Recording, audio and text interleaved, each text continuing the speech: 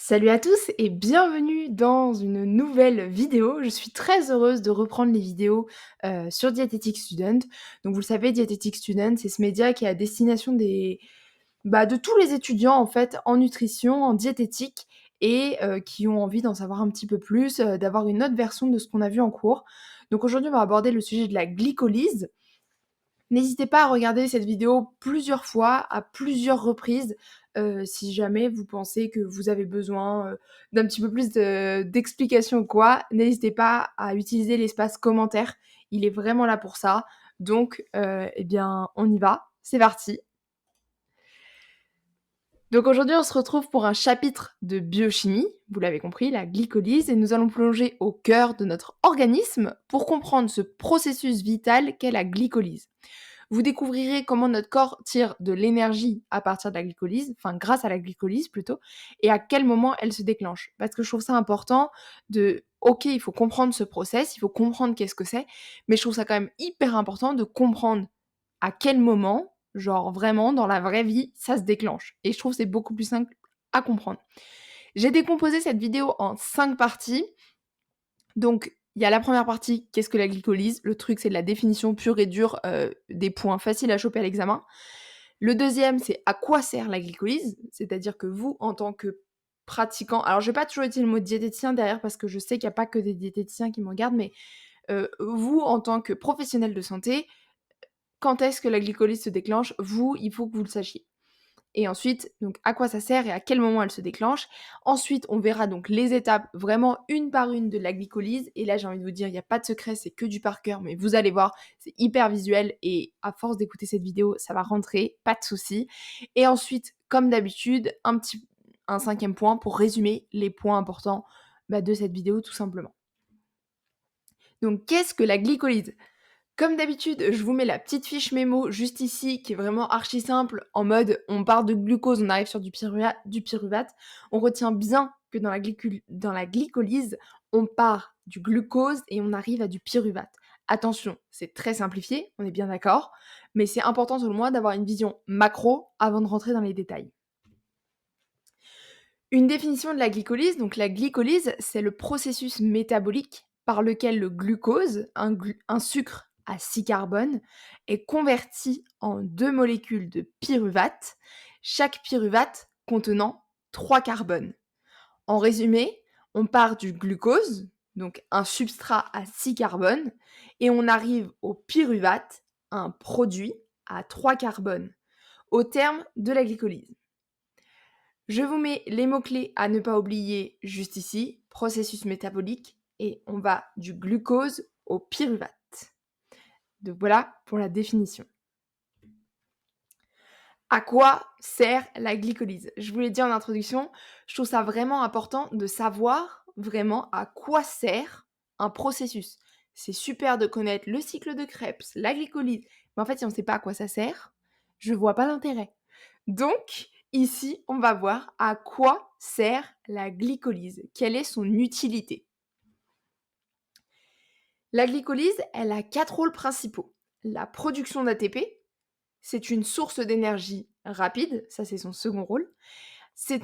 Elle permet la production de précurseurs métaboliques. Et enfin, elle permet la régulation de la glycémie. Ne vous inquiétez pas, on va rentrer dans chacun des points.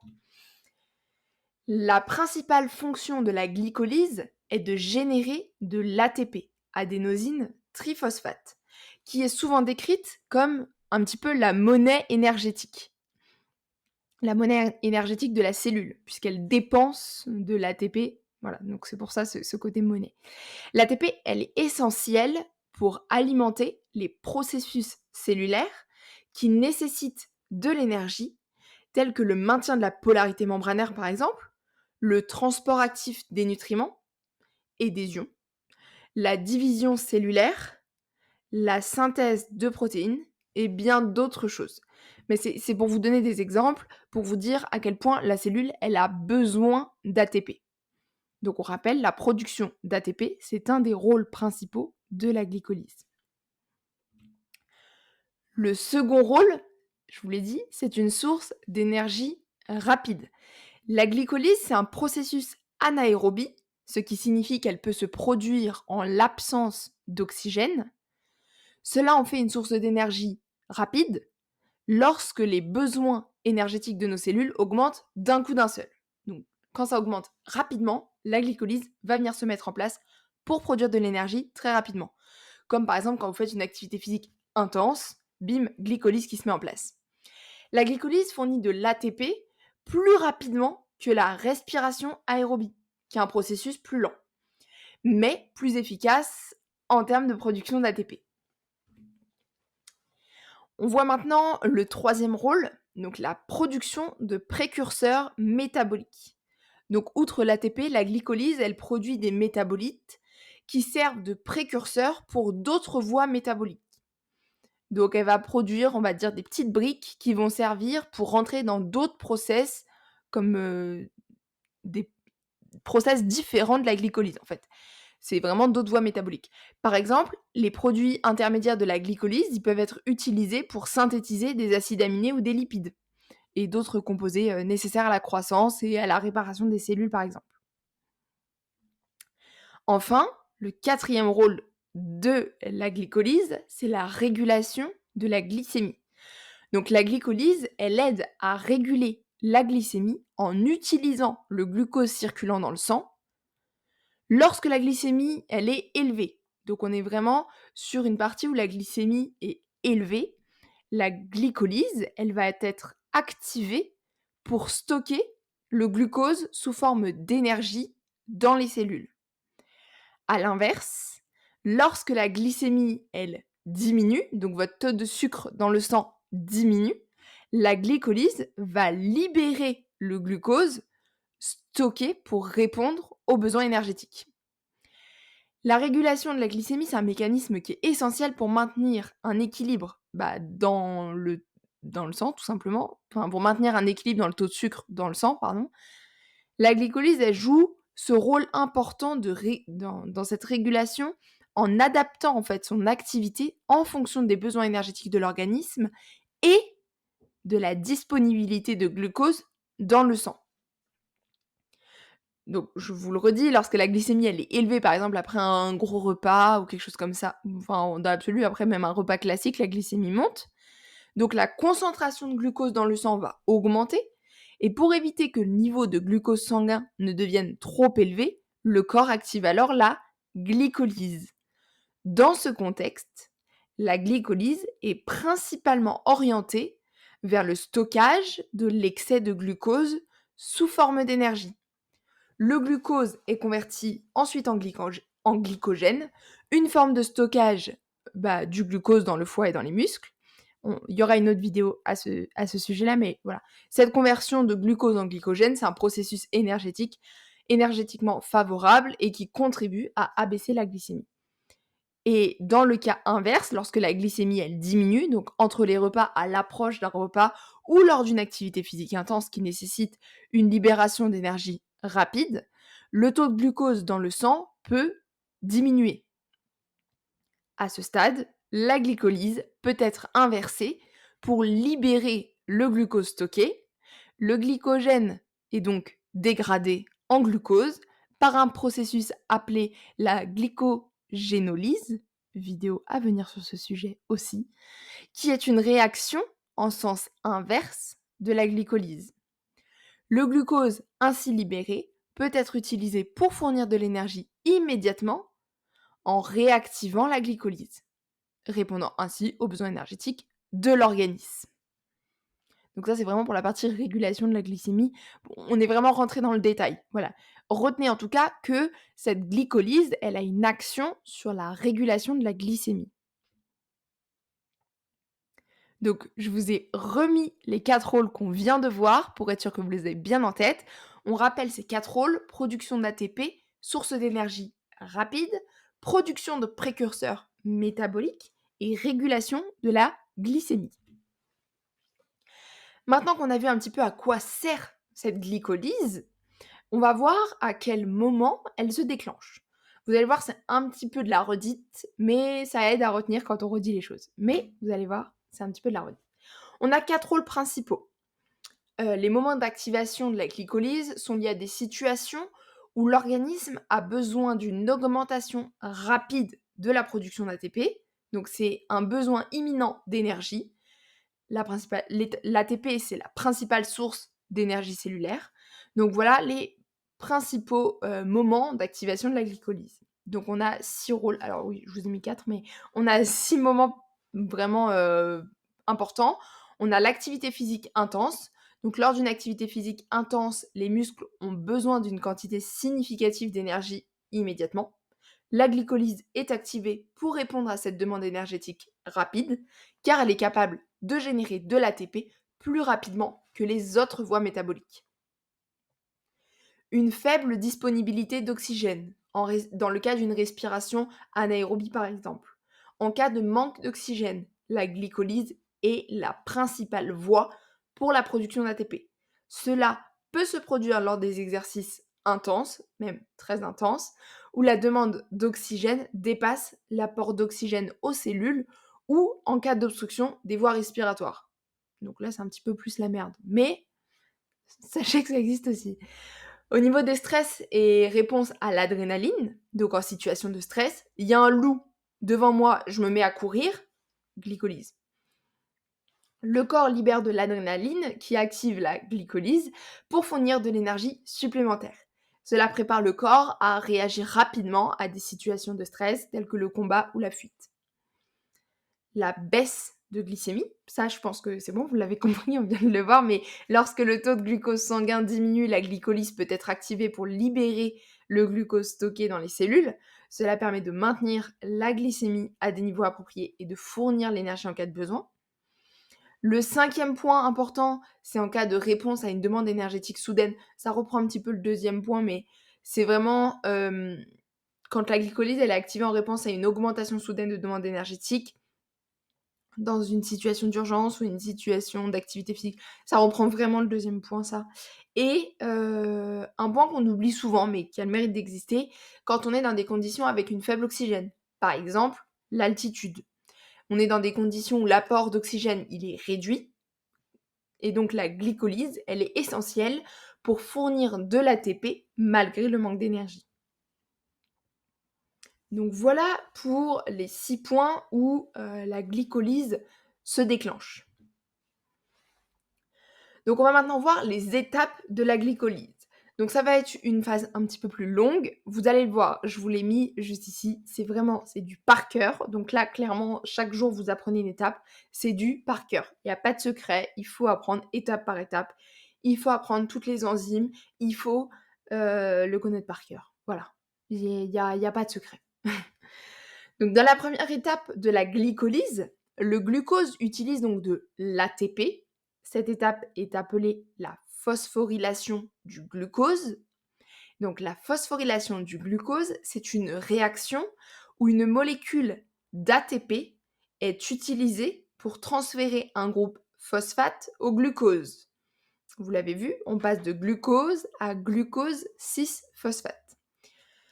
Le glucose est initialement peu réactif, mais en ajoutant un groupe phosphate, il devient plus réactif et donc plus instable. Et il est prêt à subir des réactions chimiques ultérieures qui vont lui arriver. C'est un petit peu sa phase de préparation, quoi. La réaction, elle est catalysée par une enzyme appelée hexokinase, donc ça c'est dans tout le corps, et elle est catalysée par la glucokinase uniquement pour les cellules présentes dans le foie. Donc en fin de compte, l'utilisation d'une molécule d'ATP dans la phosphorylation du glucose est un investissement énergétique qui permet au glucose d'être transformé en une source d'ATP beaucoup plus importante tout au long du processus de la glycolyse.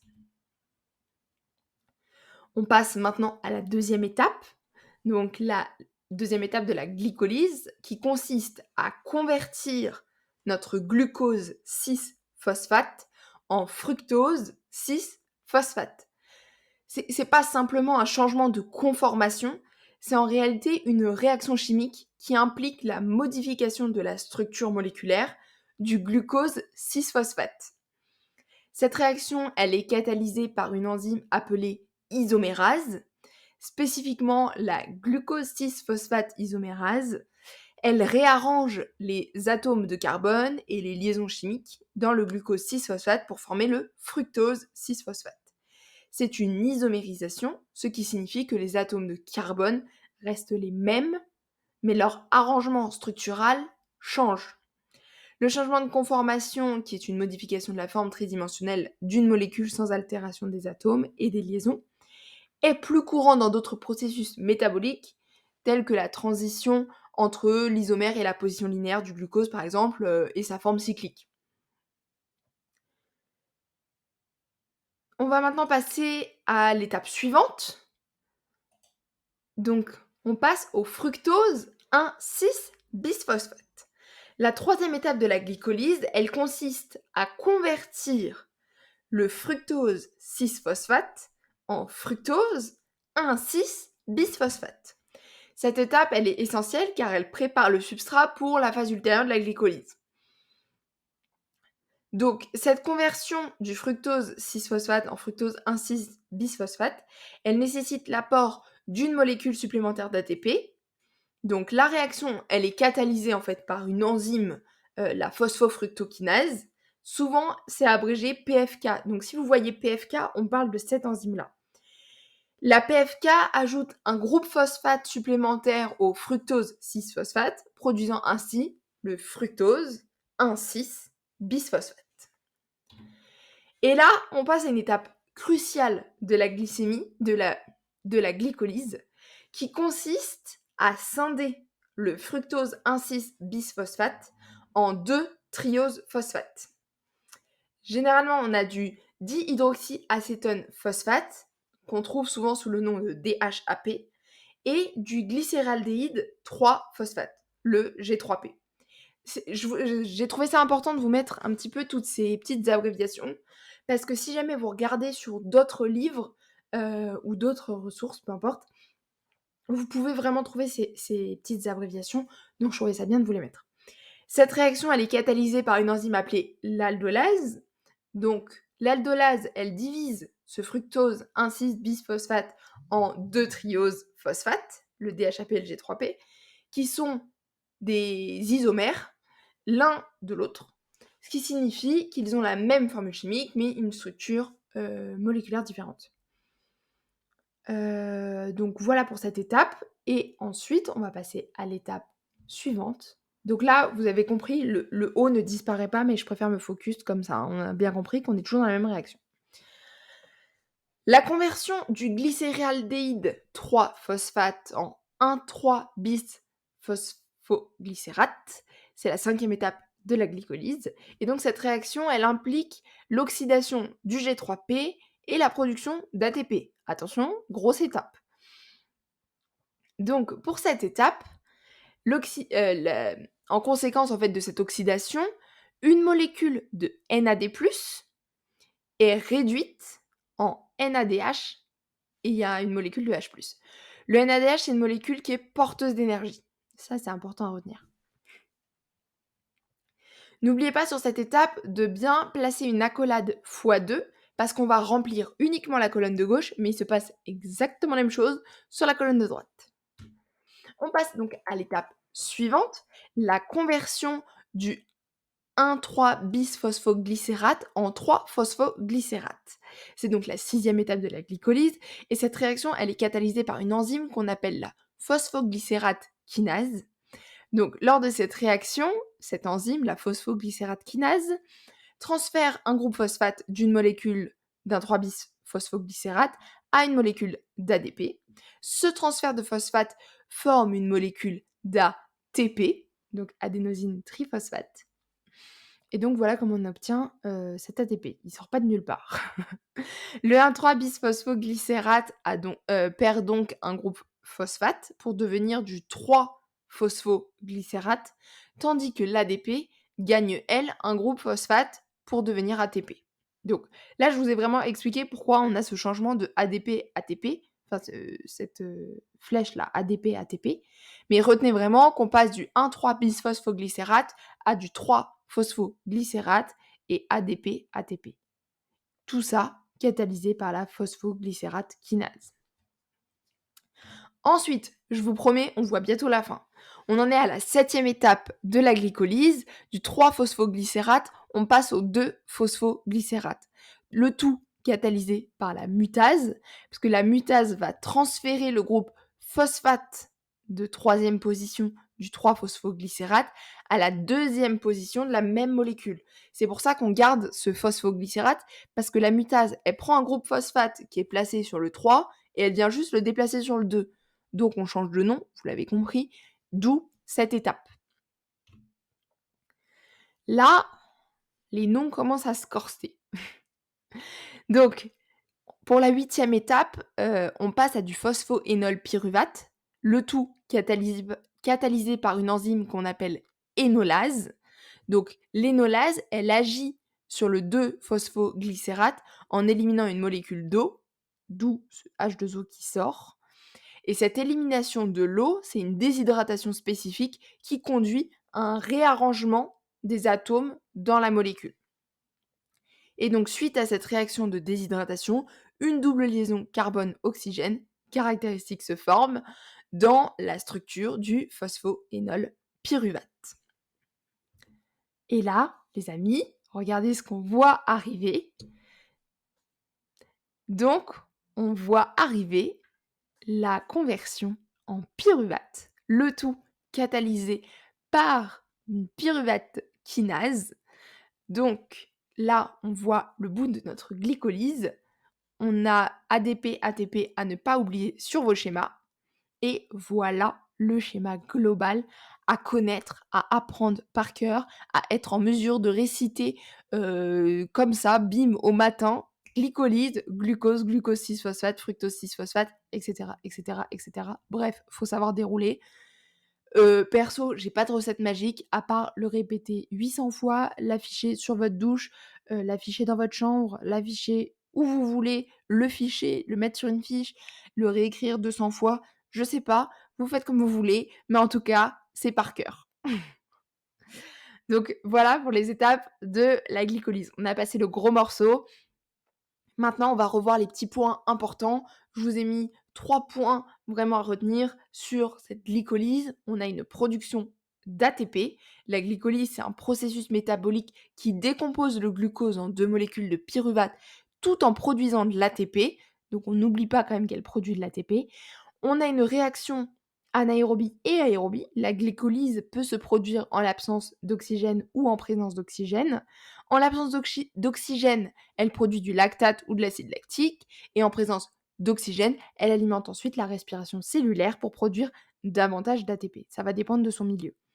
Et donc, on a 10 étapes qu'on vient de voir juste avant. On va pas toutes se les refaire, mais en tout cas, on a 10 étapes, chacune catalysée par une enzyme spécifique à connaître. Au cours de ces étapes, le glucose est progressivement décomposé en 2 molécules de pyruvate tout en générant de l'ATP et du NADH. Voilà pour cette vidéo, j'espère énormément qu'elle vous a plu. Si c'est le cas, n'hésitez pas à vous abonner. L'espace commentaire est là si vous avez la moindre question. Je vous l'ai toujours dit, j'ai créé Dietetic Student parce que moi je ne trouvais pas de réponse aux questions que je me posais et donc j'ai cherché toutes les réponses.